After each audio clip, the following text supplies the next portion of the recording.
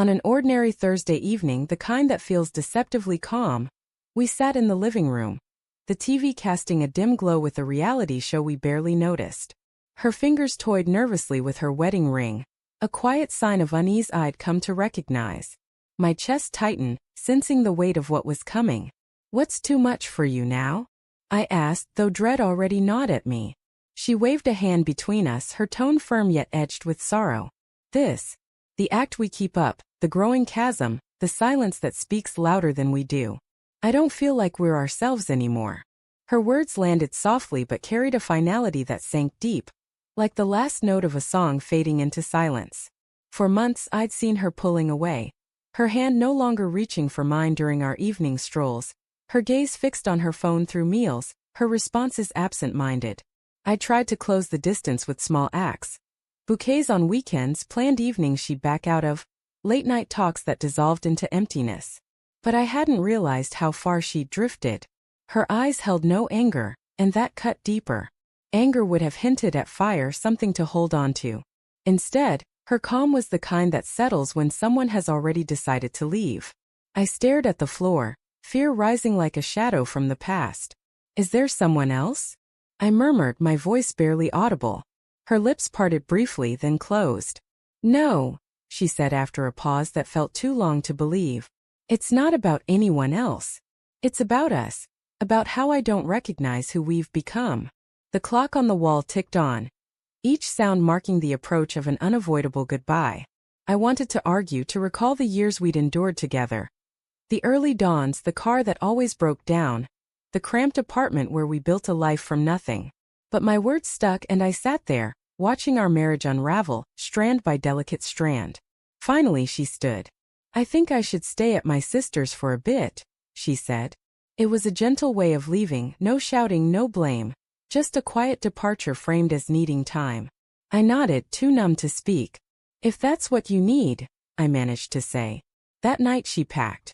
No large bags, just a small one with essentials, enough to make it real but not enough to admit it was final.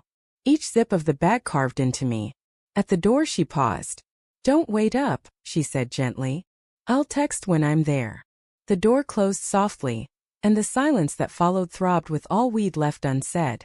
For the first time in years I entered our bedroom alone. Her side of the bed seemed smaller, as if it was already letting me go. Sleep eluded me. Her words looped in my mind. "I don't feel like we're ourselves." What did that mean? Was love supposed to be an endless reinvention? Wasn't enduring the tough times a form of love too? By morning the apartment held the faint echo of her absence, the subtle scent of her lavender shampoo, the fading trace of her perfume, the ghost of her presence. I made coffee and sat at the kitchen table, staring at her untouched cup. My phone stayed quiet until nearly midday. "Got to my sister's. Don't worry." Two brief lines from the woman who once sent me pages about her hopes. I didn't respond, I had no words. But as the day dragged on, the turmoil in my heart settled into something steadier, a quiet determination. I wasn't ready to let her go without understanding where we'd gone wrong. So I drove. Not frantically, not out of panic, but with calm purpose. 20 miles of practicing words that wouldn't sound desperate. When she opened the door, her eyes widened slightly, surprised but not cold. "Evan, I said I needed time," she started. "I know," I replied, my voice softer than I'd planned. "But I have something to say first." She sighed, her arms folding tightly. "Evan, this won't change anything." I held her gaze, my hands trembling but my voice steady. "3 words," I said quietly. Her expression shifted just enough to let me go on. "I remember us." Her brow furrowed. "What?" "I remember us," I said again, slower, intentional. "Not just the arguments or the quiet. I remember how you'd hum while cooking dinner. How you'd wake me before your late shifts to say goodbye, even if I'd forget by morning. I remember how we'd plan our future like it was already ours." She looked away, her eyes glistening but cautious. "Memories don't fix what's broken, Evan." "I know," I said, stepping closer. "But forgetting does worse. That's what we've been doing, isn't it? Letting the little moments fade, hiding them under distance and stubbornness." She stayed quiet, the air between us heavy but not yet sealed shut. It was waiting. "I'm not here to plead," I continued. If you need to go, I'll let you. But before you decide it's done, I need you to know something. You think the love's gone because it doesn't feel like before. But love isn't supposed to stay new forever. It's meant to weather the times when it feels worn. Her lip trembled and she stared at her hands. You make it sound so simple, she whispered. It's not, I said, a faint smile breaking through. It's effort. It's choosing the same person even when it's tough. I stopped showing up for you, Emma. I thought being there was enough, but you needed to feel noticed to feel like you still mattered. And I let you down there. For a long moment she didn't move. Then, barely audible, she said, You think it's just that? No, I replied. I think it's everything. But I also think it's not too late. She turned toward the window, her back to me. You really think 3 words can mend years of breaking? I paused, choosing my words with care. No.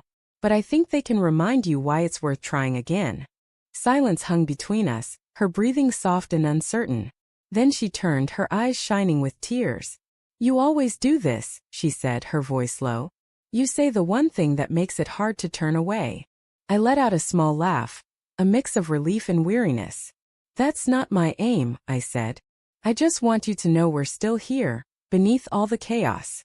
Her eyes met mine, and for the first time in months, I saw a flicker of something familiar. Not love, not yet, but recognition, a memory stirring. Evan, she whispered, shaking her head. I don't know if I can just go back and pretend it's okay. Don't, I said quickly. Don't pretend. Start fresh. Come home, not because it's easy, but because it's real. Tears fell down her cheeks before she could stop them. You make it sound like we can just start over. I smiled faintly. We can't start over. But we can rebuild. She took a step toward me, then another, until the space between us disappeared. Her forehead pressed against my chest, her shoulders shaking. For the first time in what felt like years, I wrapped my arms around her, not to hold her back but to let her breathe. We stood there silent as the world outside moved on, cars passing, birds singing.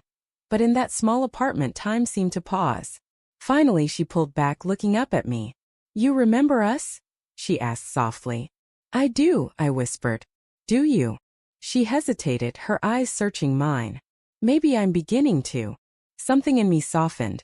Not victory, not relief, but a fragile, imperfect hope. Later we sat on the couch.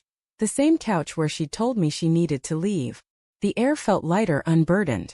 We had no clear path, no grand promises, but we had a moment of truth, and that was more than we'd had in ages. Her hand reached for mine, cautious, her fingers fitting into place like they were meant to be there. Some things don't disappear, they wait. I'm not saying this solves everything, she said quietly. I'm not asking it to, I replied. I just want to learn how to love you again. She smiled, tears catching the light. Then maybe that's where we start. Outside, the evening light filtered through the blinds, painting soft gold across her face. For the first time in months she truly looked at me, and I felt something stir. Not the spark of new love, but the steady rhythm of something rediscovered, something worth fighting for. Sometimes the words that save a marriage aren't I love you or I'm sorry. Sometimes they're simply I remember us. And that night, for the first time in a long time, we did.